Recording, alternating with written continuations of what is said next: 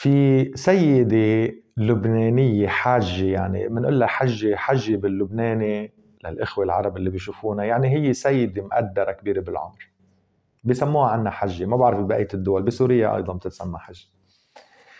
هذه الحجة اللبنانية الجنوبية الأصيلة، يعني جنوبية بنت جبل عامل أبا عن جد الجد.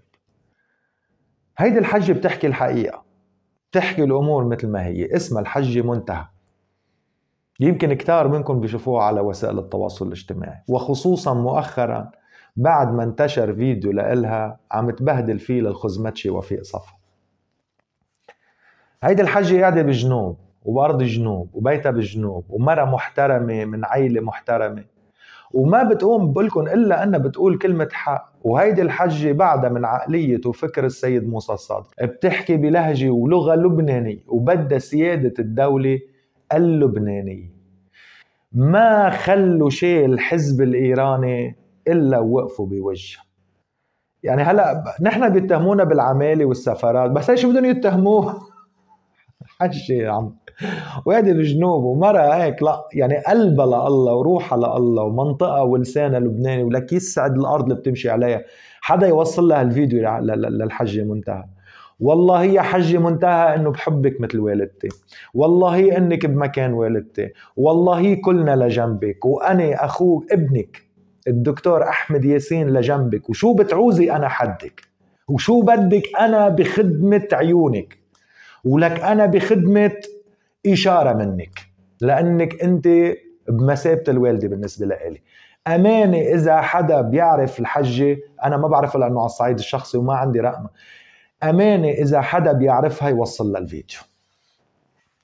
كلنا معك، والله يقويك ويحميك. وشو برجع بعدلك، شو ما بدك ابنك موجود حدك، وعندك آلاف الأبناء، آلاف الأبناء موجودين حدك، آلاف الأبناء بلبنان بعدهم من أبناء السيد موسى الصدر الحقيقيين هن حدك. ونحن الشيعة حدك الأحرار، واللبنانيين كمان حدك، وبوعدك بهذا الشيء يا حج. اليوم وصلوا فيها انهم يروحوا يتهموها بعرضها وبشرفها وبعرض بناتها. إليكم. مرحبا.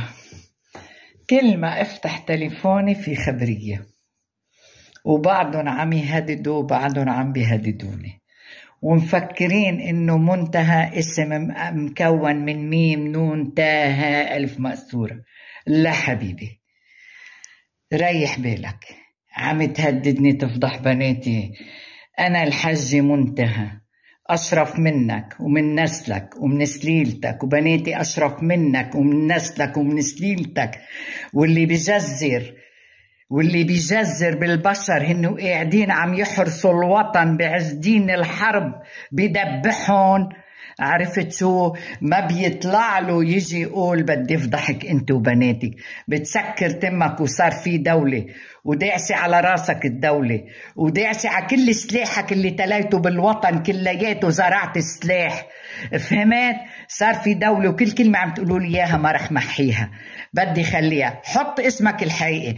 انا عارفتك من نص دينك فرحتها، وانا عارفتكم كيف ما عم بمشي بالضيعة عم تراقبوني.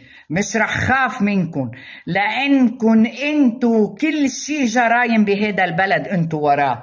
عشان هيك عز عليكم هلا تقعدوا تنضبوا عم تفشوا خلقكم بالنسوان. اذا حدا حكي كلمه ما عادش تقولي نبيه بري. انا بوجه خطابي للدوله، ومن منكم بلا خطيئه فليرجمها. نحن الشرف مش انتو. شفتوا شيء ثقافة الحزب الإيراني؟ يعني على قليلة نحن ما مقصرين معنا اتهامات على تشويه سمعات، كذب وافتراء، شو ما بدكم طلعوا علي وحكوا وعملوا وساووا وكله كذب بافتراء بكذب بافتراء. بس أنا بحمل وغيري بيحمل وشباب وبيحمل، بس حجة مقدرة وموزونة. ولهيدي الحجة صرميتها بتسوى راس الملالة تبعكم، وبتسوى كل ثقافتكم الإيرانية الصفوية المتعارين الملالية. لهي حجة مقدرة. هاي حجة لبنانية شيعية، بنت أصل وبنت بيت، تحكي كلمة حق. حتى هيدي عميلة ليه؟ حتى هيدي سفرات وبدل المقاومة ما لقيتوا شيء عليها، رحتوا تضربوا تتعرضوا لعرضها ولشرفها وتتهموها بعرضها وبشرفها وبتهجموا عليها بعرضها وبشرفها وببناتها. ولهيدي المرة لو منا أطهر، صرميتها أطهر من جماعة زينبيات المتعة تبعكم، يخرب بيتكم. واللي ما فظعتوا بالعراق، واللي ما فظعتوا بسوريا، واللي ما رحتوا على العراق إلا متعة طلوع ونزور ريحتكم طلعت بالعراق، واللي ريحة زينبياتكم طلعت بالعراق، من بنت سليماني لبنت حسن الإيراني لكل هيدي.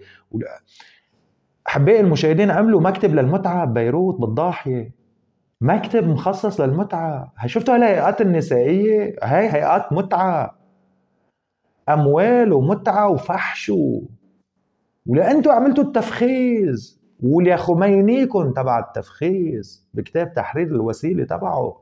انتوا جماعة مفخزين، انتوا جماعة تزويج الرضع، انتوا جماعة هاي العقائد الملتوية، انتوا جماعة التمتع وقلة الشرف. انتوا دين وقلة الشرف، مش الحجة. هاي الحجة صرميتها اشرف منكم وفاضلة قدكم 60 مرة. استحوا بقى، استحوا ذوقوا على حالكم.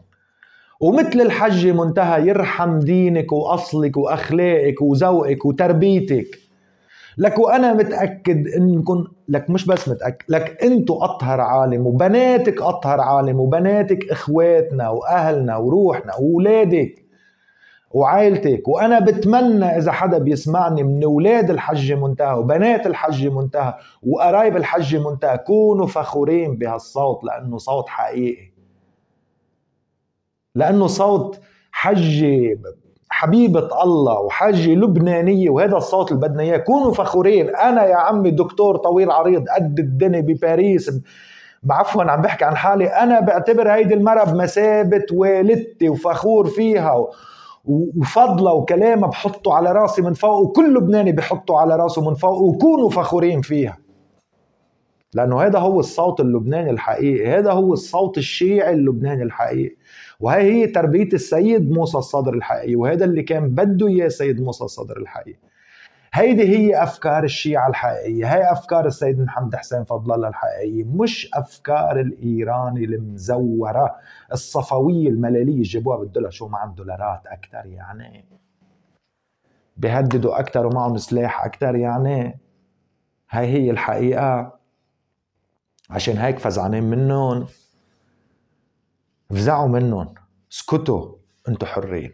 ما بلوم انسان فزعان عم بيغير بقلبه منه قادر يغير بلسانه، اصطفلوا. بس اوعى توقفوا ضد اللي عم بيغير بلسانه، اوعى توقفوا، لان احنا مش قادرين نغير بايدنا اليوم، عم نغير بلساننا. ناطرين الدولة لتغير بايدها بمؤسساتها ودولتها وجيشها وقضاءها، وهذا هو مطلب. نحن عم نغير بلساننا وعم نعمل مبادئنا ووطنيتنا وديننا. اوعى توقفوا بوجهنا، اوعى حدا بعد يوقف بوجه الحجة منتهى، لأنه جاي الدولة وجاي الحساب وجاي القضاء. بقى تضبضبوا مثل الحجة منتهى ومثل هودي الشيعة بأفاضل بلبنان. هودي المستقبل لإلون. لبنان رح يعود للبنانية، مثل ما سوريا الحبيبة رجعت للشعب السوري الحقيقي. عرفوا لوين رايحين وتطلعوا منيح، طلعوا منيح، لأنه نهايتكم مشرشرين بين العراق وإيران. عرفوا لوين رايحين يا شيعة، فهموا شو صار بسوريا، وفهموا شو عمل الحزب الإيراني بسوريا. إذا ما فاتوا اليوم السوريين، أنا بقول لهلأ على لبنان، لأنه يمكن جماعة ملائكة، بس ما حدا بينسى الماضي، ما حدا بينسى مجازر الحزب الإيراني، لا بسوريا ولا بلبنان. بقى عقلوا، افهموا، وتطلعوا منيح لوين رايحين. فيقوا بقى وتطلعوا لوين رايحين. ما ضل حدا بمحيطكم.